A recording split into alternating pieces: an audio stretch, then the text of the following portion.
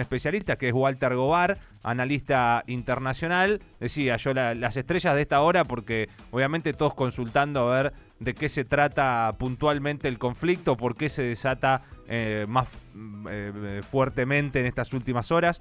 Así que lo saludamos y le agradecemos por atendernos en este momento. Hola Walter, ¿qué tal? ¿Cómo estás? Acá Mauro Jardón, Camila Sansi, te saludamos. Hola, buenas tardes, Camila y Mauro, ¿qué tal? ¿Qué tal? Muy bien, un gusto. Bueno, tratando de entender, obviamente, algunas cosas y todos los sucesos que se dieron durante el fin de semana. Primero, preguntarte por qué ahora este ataque de Irán sobre Israel. Bueno, mira, el tema es el siguiente, digamos, esto viene a ser una espiral de violencia cuya, digamos, último o anteúltimo capítulo fue el ataque terrorista de Hamas en el sur de Israel que se perpetró hace 6 meses atrás, hace 180 días. A eso le siguió la ofensiva israelí, el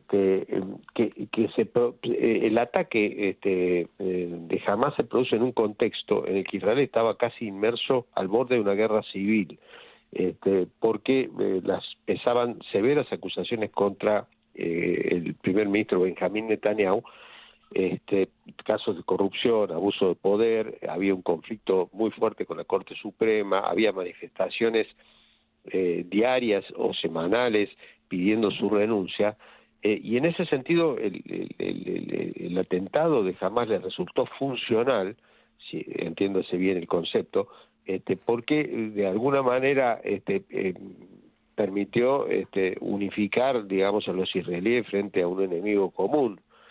La ofensiva que se produjo después fue absolutamente desproporcionada en términos de que lo que se produjo o se está produciendo en Gaza es un verdadero genocidio donde hay de más de 30.000 muertos, el 70% son mujeres y niños.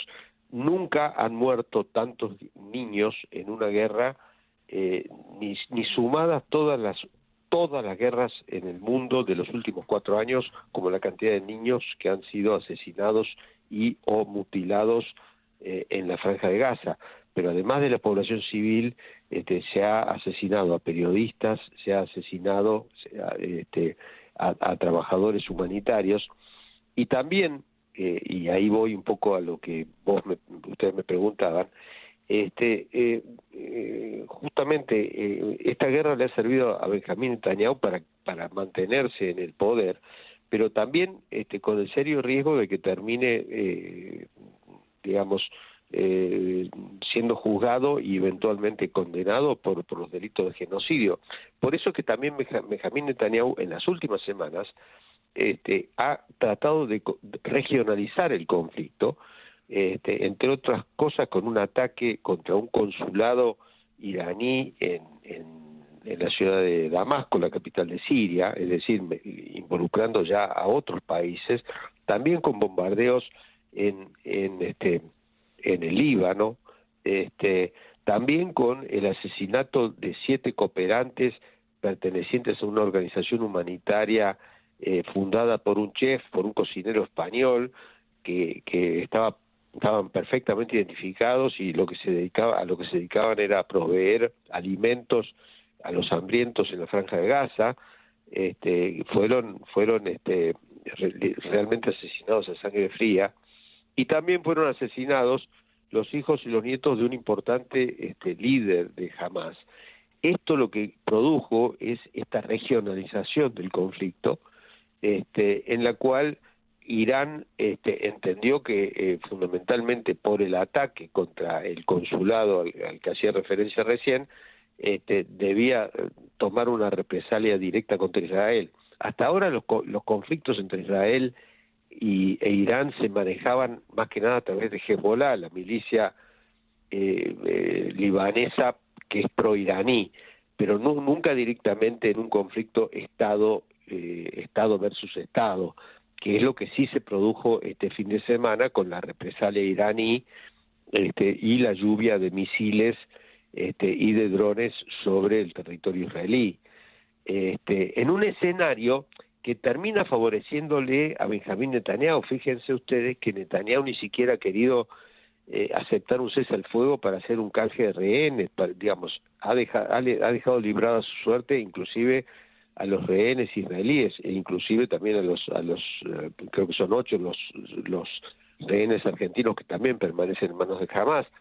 Pero toda esta lógica de escalada del conflicto tiene que ver con lo que yo señalaba, que es su necesidad de perpetuarse en el poder en base a mantener vivo el conflicto mucho más allá de lo necesario, mucho más allá de lo que digamos el grueso de la comunidad internacional está planteando, ¿no? Digamos, porque estamos siendo todos testigos y en algunos casos muchos gobiernos siendo cómplices de un genocidio que se le permite a Israel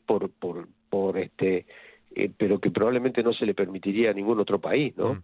Vos decís que en este contexto se da, digo en términos políticos también, una especie de, más allá, digo que se entienda el término, pero una victimización por parte de Netanyahu y de Israel, y cosechando también el apoyo internacional de potencias, bueno, como Estados Unidos y demás, digo, en estos términos del conflicto. Sí, no sé yo no sé tanto si, digamos, la victimización tal vez fue en un primer momento, en el momento del atentado, pero después del momento, digamos, del atentado, de alguna manera Netanyahu no lo ha logrado, ha querido, digamos, poner fin al problema palestino a partir del exterminio de los palestinos, ¿no? Lo cual constituye justamente un delito de genocidio. Y creo que las reacciones hubieran sido mucho más contundentes por parte de muchas de las grandes potencias si no se tratara de que el protagonista es Israel, que tiene, por ejemplo, la protección de los grandes medios de comunicación. Creo que hay mucha de la información que se ha ido conociendo más que nada a través de las redes sociales, a través de los celulares, a través de las organizaciones humanitarias, pero no, digamos, ahí existe también una cobertura mediática bastante favorable a Israel, y que también de alguna manera cancela a aquellas voces críticas, acusándolas inmediatamente de ser antisemitas, cuando de lo que se trata no es de un tema digamos, religioso, y menos aún porque los palestinos también son semitas, dicho sea de paso, Claro. Sino que de lo que se trata es de una política de exterminio de un pueblo.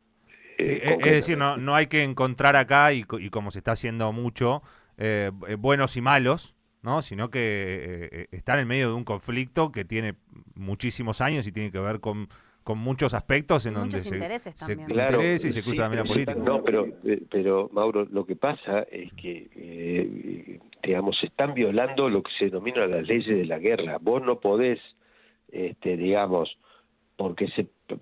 digamos, vos no podrías bombardear Rosario porque existen los monos en Rosario, a ver si se entiende el paralelismo. Vos no podés matar a todos los palestinos porque un número determinado, y no los 30.000 muertos, son miembros de Hamas. La lógica con la que está actuando Israel es exterminar a los palestinos, no a los miembros de Hamas. De hecho, yo he tenido acceso a declaraciones del propio Benjamín Netanyahu, donde dice que el porcentaje de muertos es 1 a 1, es decir, un muerto civil, sea mujer, niño, anciano, por cada combatiente de Hamas. Si Hamas tampoco tenía 30.000 hombres en armas, porque si no probablemente el curso de la guerra hubiera sido distinto. De lo que se está acusando a Israel, y muy seriamente, es de estar produciendo el exterminio del pueblo palestino. Vos hablabas del anterior conflicto fuerte que se dio cerca de hace 6 meses, en una situación, digo, para traerlo un poco en contexto también y analizarlo lo que pasa en la Argentina, muy distinta, en donde la Argentina, como casi toda su historia, se mantuvo de algún modo neutral. Ahora hay un gobierno que decide apoyar a lo que se llama el mundo libre, ¿no? Y en este caso, concretamente, a Israel. se ha reforzado la no frontera. es. Lo del mundo, Sí, lo del claro, mundo bueno. libre no está el mundo libre, digamos. La verdad que es un gobierno que, así, con cierta semejanza con lo que hizo Carlos Menem, en la década de los 90, se alineó automáticamente con Estados Unidos y con Israel. Eso le trajo aparejado a la Argentina 2 atentados que no han sido esclarecidos hasta el día de hoy, y también nos trae ahora el riesgo de que la Argentina sea nuevamente blanco de un nuevo atentado por una sobreactuación política de un país que no tiene ni siquiera embajador nombrado en Israel, es decir, que no tiene información propia sobre lo que está pasando en el escenario del conflicto, porque el embajador propuesto por Javier Milei fue rechazado tanto por Israel como por el Senado. Cuando las potencias, los países que tienen una política exterior seria, toman medidas de este tipo, lo hacen acompañado por informes y evaluaciones de inteligencia, informes y evaluaciones de expertos en diplomacia, etcétera, etcétera.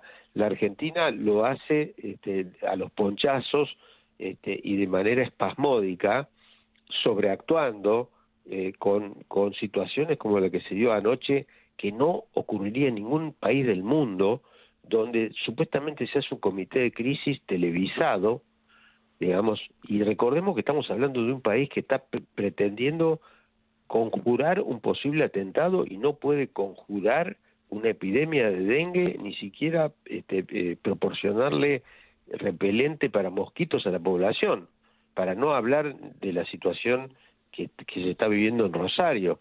Entonces, ningún país del mundo tomaría medidas de crisis haciéndolas públicas por televisión, y menos aún haciendo que el embajador de uno de los países protagonistas de esta crisis prácticamente esté presidiendo esa reunión y dé una conferencia de prensa en la Casa de Gobierno.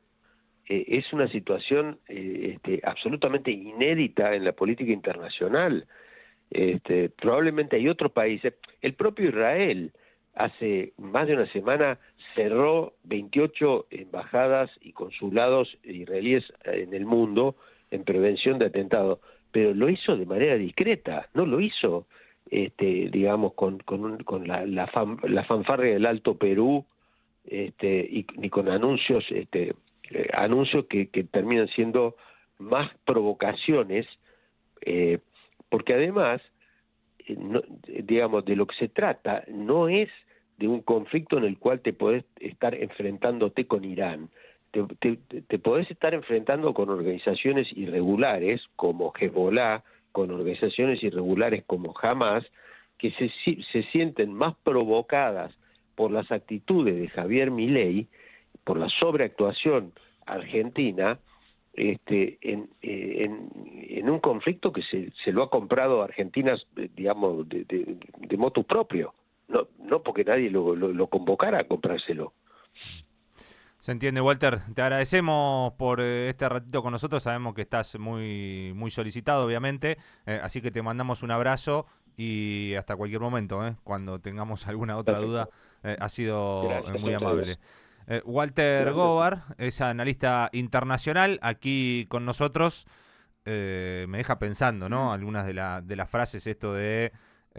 bueno, lo de la sobreactuación lo hemos visto en varios temas por cómo se maneja la administración de Javier Milei, pero esto de comprarnos un conflicto donde no lo teníamos, de hacer un comité de crisis que no se hizo, dice, en ningún país del mundo, estamos en la otra punta, y convocás un comité de crisis. Aparte, justamente en un lugar, por la posición que vos habías tomado, ¿no? Y en un lugar donde no tenemos ni embajador. Esto me parece importante también.